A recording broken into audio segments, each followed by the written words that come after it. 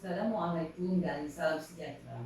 Apa khabar pelajar semua? Cikgu harapkan pelajar berada dalam keadaan sihat. Cikgu ucapkan selamat datang ke saluran Hoswa Channel dan pada kali ini kita akan belajar tentang sejarah tingkatan 5 iaitu dari bab 1. Bab 1 yang bertajuk Kedaulatan Negara.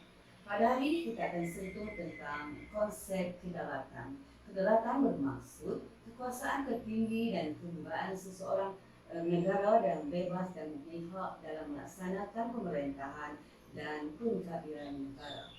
Negara kita Malaysia iaitu bermula daripada Kesultanan Melayu Melaka dan seterusnya sehingga negara kita mencapai kemerdekaan pada 31 Ogos 1957 dan seterusnya kepada pembentukan Malaysia pada 16 September 1963.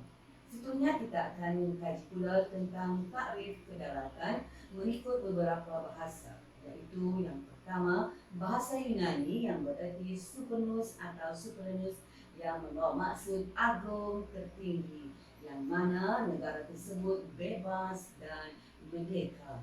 Seterusnya kita akan kaji pula dan sudut konsep dari bahasa Inggeris yang bermaksud sovereignty, iaitu negara yang berkuasa penuh dalam pemerintahan. Dari segi bahasa satu lagi iaitu bahasa Arab, konsep kedaulatan di sini bermaksud daulah, iaitu kuasa pemerintahan sesebuah kerajaan. Sementara dalam bahasa Melayu pula, kedaulatan ini boleh ditakrifkan sebagai daulat, iaitu dalam bahasa Melayu, daulat bermaksud kekuasaan tertinggi terhadap pemerintahan negara.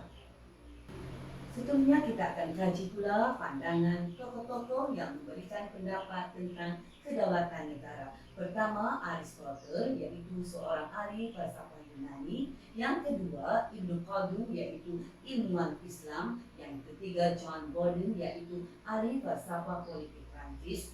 Yang seterusnya iaitu Perdana Menteri Malaysia yang pertama, iaitu Tunku Abdul Rahman, dan seorang lagi pendapat daripada mantan Ketua Hakim Negara Tun Muhammad Saleh bin Abbas. Okey, baiklah, sekarang kita akan tinjau apakah pendapat yang dikemukakan oleh tokoh Aristotle, seorang ahli falsafah Yunani tentang konsep kedaulatan. Menurut beliau, konsep kedaulatan iaitu kuasa tertinggi dalam pemerintahan sesebuah negara. Seterusnya iaitu sebuah kerajaan yang terikat dengan undang-undang.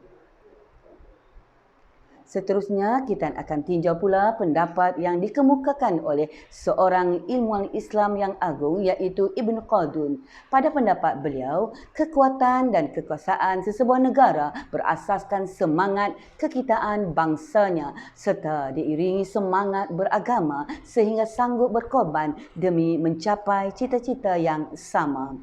Seterusnya kita akan tinjau pendapat John Bodin iaitu seorang ahli falsafah politik Perancis tentang konsep kedaulatan. Menurut beliau, kedaulatan merupakan kuasa tertinggi dalam sesebuah negara yang mana mempunyai sifat kekal dan tiada batasan kuasa untuk membuat undang-undang, mentafsir dan melaksanakannya. Pendapat seterusnya iaitu Perdana Menteri Malaysia yang pertama, Tunku Abdul Rahman Putra Al-Haj. Menurut beliau, kedaulatan yang dimaksudkan di sini ialah dibina atas prinsip kebebasan, keadilan dan seterusnya. Kita perlu sentiasa memperjuangkan kebajikan serta kesejahteraan rakyat umumnya. Sementara pendapat yang diutarakan oleh Tun Muhammad Saleh Abbas iaitu mantan Ketua Hakim Negara, beliau berpendapat bahawa kedaulatan merupakan asas negara merdeka yang mana memiliki kebebasan pada peringkat antarabangsa sehingga negara tersebut mempunyai kuasa dalam mengatur dalam negeri tanpa sebarang telunjuk asing. Apa yang boleh kita simpulkan di sini anak-anak semua, iaitu kedaulatan merupakan kekuasaan tertinggi negara yang merdeka, yang mana kekuasaan ini penting bagi negara kerana dapat menjalankan pemerintahan serta melaksanakan undang-undang bagi memastikan kesejahteraan rakyat dan juga kemakmuran negara. Seterusnya, kedaulatan ini penting juga bagi negara kerana ia mampu diiktiraf oleh negara-negara lain. Seterusnya, kita akan tinjau pula jenis-jenis kedaulatan, iaitu kedaulatan yang pertama, kedaulatan tradisional, yang kedua, kedaulatan moden, dan yang ketiga, kedaulatan undang-undang, dan yang terakhir, kedaulatan antarabangsa.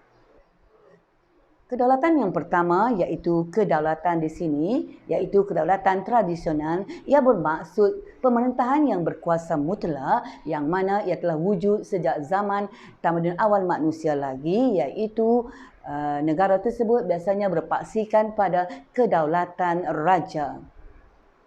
Raja amat berkuasa dan mana kewibawaan seseorang raja merupakan seorang pemerintah yang tertinggi dan seterusnya raja tersebut diperkukuhkan lagi dengan konsep taat setia rakyat kepada raja.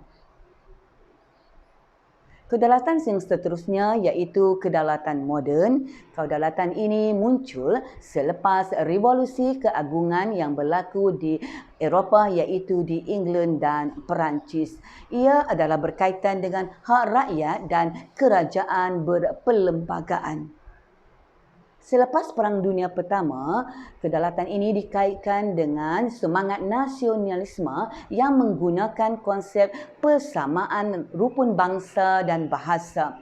Kedaulatan di negara kita bermula dengan penubuhan Persekutuan Tanah Melayu 1957 dan seterusnya Persekutuan Malaysia pada tahun 1963. Kedaulatan yang ketiga iaitu kedaulatan undang-undang yang mana kerajaan dan juga rakyat terikat pada undang-undang yang perlu dipatuhi. Ianya perlu untuk menjamin keadilan dan mewujudkan sebuah negara aman, stabil dan makmur. Satu badan kehakiman yang penting diwujudkan bagi memelihara dan melaksanakan kedaulatan undang-undang. Apatah lagi jelas dalam rukun negara kita prinsip yang keempat iaitu kedaulatan negara. Kedaulatan yang terakhir iaitu kedaulatan antarabangsa. Ia merujuk kepada pengiktirafan yang diberikan oleh PBB iaitu Pertubuhan Bangsa-Bangsa Bersatu yang mana negara-negara tidak boleh mencaburi negara-negara lain. Deklarasi Hubungan Persahabatan PBB 1970 telah mengesahkan persamaan kedaulatan dari segi undang-undang antarabangsa. Alhamdulillah pada 17 September 1957, Persekutuan Tanah Melayu telah diterima menganggotai Pertubuhan Bangsa-Bangsa Bersatu. Kesimpulan yang dapat kita buat di sini iaitu sebagai sebuah negara yang berdaulat, ia mempunyai kuasa penuh dalam wilayahnya tanpa campur tangan kuasa asing. Ini perlu untuk menimbulkan kesedaran tentang perlunya mempertahankan negara yang tercinta. Sebagai rakyat, kita perlulah bijak dalam menghadapi cabaran demi mengekalkan kedaulatan negara. Baiklah, nampaknya di sini saja tajuk perbincangan kita pada hari ini iaitu berkaitan dengan kedaulatan negara. Semoga para pelajar dapat mengingati dan memahami apa yang telah disampaikan dan semoga kita dapat bertemu lagi pada masa yang akan datang. Sekian wabillahi taufiq. Assalamualaikum warahmatullahi wabarakatuh.